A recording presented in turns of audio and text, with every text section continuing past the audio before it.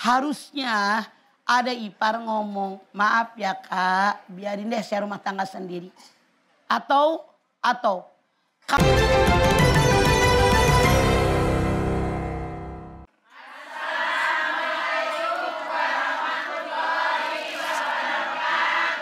Waalaikumsalam warahmatullahi wabarakatuh. Selanjutnya Majelis Talim Nurul Hikmah Lewiliang Bogor. Assalamualaikum warahmatullahi wabarakatuh. Waalaikumsalam warahmatullahi wabarakatuh. Oke, ini yang Qosidah masih sibuk aja beberes di sana. Oke, Bu, ini ada sebuah artikel. Ini adalah curahan seorang perempuan. Ibu hamil stres akibat kakak ipar ikut campur urusan bayinya. Jadi ini viral curhat seorang ibu hamil mengenai pelaku kakak ipar yang sebel banget katanya. Betapa tidak kakak ipar itu seenaknya sendiri mencampuri urusan rumah tangganya. Bahkan ketika kini mengandung, nama bayinya pun bahkan sudah direcokin. Katanya nama bayinya nanti kakak yang nentuin ya.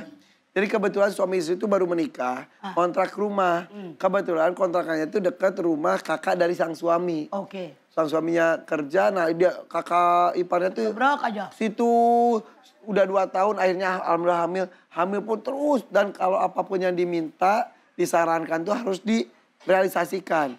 Sampai jadi gini, seolah-olah iparnya ini diktator. ya Otoriter. Ya. Kalau dia ngomong iparnya ngikutin. harus. Ya, mungkin salah satu bentuk sayang kakak kepada adik. Tapi Betul. sampai nama bayinya pun dia yang nentuin. Tapi alhamdulillah akhirnya lahir dengan selamat. Ya udah itu curhat aja sang adik itu tentang kakak iparnya gitu mah. Apalagi sedang hamil. Hamil itu kan kadang-kadang kan emosional lagi naik turun gitu ya. Betul. Ini wanita mudah stres setelah menikah katanya jadinya. Kenapa seperti itu? Kenapa gitu ya? Ya. Bismillahirrahmanirrahim. Assalamualaikum warahmatullahi wabarakatuh. Alhamdulillahirrabbilalamin. Wabihi nasta'in ala umuri dunia waddin. Wassalatu wassalamu ala asrafil anbiya wal mursalin. Wa ala alihi wa sahbi ajmain. Wanita mudah stres setelah menikah. Kenapa? Maaf. Tidak semua wanita mudah stres. Kenapa? Tergantung bagaimana background mereka. Tergantung bagaimana individu mereka. Tergantung bagaimana situasi yang mereka hadapi. Kalau kasusnya kayak artikel yang barusan. Dia nikah, ngontrak. Kebetulan rumahnya dekat rumah kakak iparnya. Ngatur. Boleh jadi si kakak ini sayang sama adik. Dia berpikir iparnya ini masih kecil. Saya kakaknya, saya atur, saya bantuin. Berikan nasihat ini. Iparnya, adik iparnya nggak terima. Harusnya ada ipar ngomong, maaf ya kak, biarin deh saya rumah tangga sendiri. Atau kalau si adik ipar yang baru menikah dengan laki-laki tadi. Tidak berani ngomong sama kakak iparnya. Ya udah kakak iparnya ngomong. Cuekin aja. Masuk telinga kanan. Keluar telinga kiri. Kalau nasihat kakak iparnya nggak masuk akal sehat. Makanya saya bilang tadi. Kembali kepada individu orang yang bersangkutan. Peribahasa mengatakan. Anjing menggonggong kapilah. Artinya apa? Orang komentar apapun tentang kita. Selama kita tahu yang gue lakukan benar. Nggak usah dipikirin. Ini boleh jadi baru nikah. Masih anak kecil. Yang ini sok gede. Sok nasehatin. Sayang, boleh jadi sayang salah diterima. Tapi kenapa banyak yang stres? Punten. Boleh jadi di rumahnya tadinya nggak pernah ngerjain kerjaan rumah tangga. Begitu nikah, nyapu, ngepel, nyuci, ngejembreng, ngangkatin jemuran, neriska, ngebenahin ke lemari, masak, nyiapin di meja, ngebenahin makanan, nyuci piring, ngangetin sayur. Gak habis-habis tuh kerjaan. Habis-habis. Kalau suami dari melek mata, Kalau suami dari jam 8 sampai jam 4. Istri dari melek mata sampai tenggelam matahari, sampai tenggelam mata suami. Benar nggak? Masalah. Makanya jangan kalian menganggap sepele kerjaan ibu rumah tangga. Kalau kaum laki-laki tuker posisi. Sehari aja nggak usah seminggu. Jadi seorang ibu bisa stres mereka. Kalau tidak dihadapi dengan iman, sekali lagi, pekerjaan seberat apapun. Kalau kita menikmatinya, kita ikhlas, ringan, bahkan membuat kita senang, bahagia, sehat. Jangan jauh-jauh. Saya hobi bercocok tanam, orang kampung. Oret, macul, tanam segala macam. Hobi.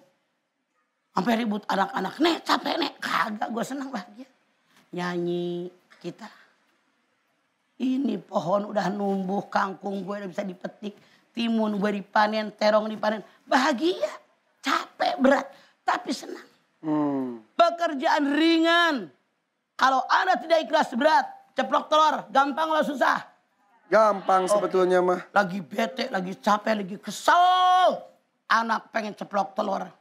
Padahal lauk sudah ada. Ngambil teflon, bak. Kenapa punten tidak ikhlas? Ya. Kalau saya melihat stres nggak stres tergantung keikhlasan hati. Tergantung keimanan. Bukan karena udah kawin nggak kawin. Tergantung kalau mereka tidak sadar tentang kewajiban. Mengerjakannya tidak ikhlas. Semuanya bisa stres. Betul. Kalau ikhlas menikmati. Bahagia. Apalagi kalau jadi hobi. Kayak mama. Ngebon, karena orang kampung, hobi. Ngoret, macul, ya makanya buru-buru apaan, cepet dah. Ngapain, mau ngoret gitu kan. Bahagia. Walaupun capek, gak tidur, lelah. Ya Allah, membuat sehat saya. Padahal tidur belum. Tapi di situ bahagia, kenapa? Ringan, orang bilang capek, bahagia gue. Ya. Lihat tuh, kembang udah pada berkembang. Kangkung gue baru 2 minggu udah segitu. Terong udah pada nongol. Coba. Ya. Di situ kebahagiaan sekali lagi. Orang yang stres, orang yang tidak beriman. Karena dia bekerjanya tidak ikhlas karena Allah. Tidak menyadari ini kewajiban dia. Berat terasa padahal pekerjaan ringan. Ya. Tapi kalau ikhlas berat pekerjaan. Ringan terasa karena ikhlas karena Allah. Beda. Iya.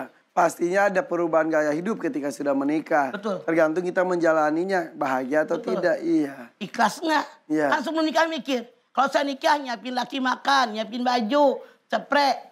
Iya. Makanya jangan bayangin yang indah-indahnya aja. Itulah kenapa sebelum nikah, aduh bahagia nikah sama dia. Tidak berjauhan dengan idaman hati saya.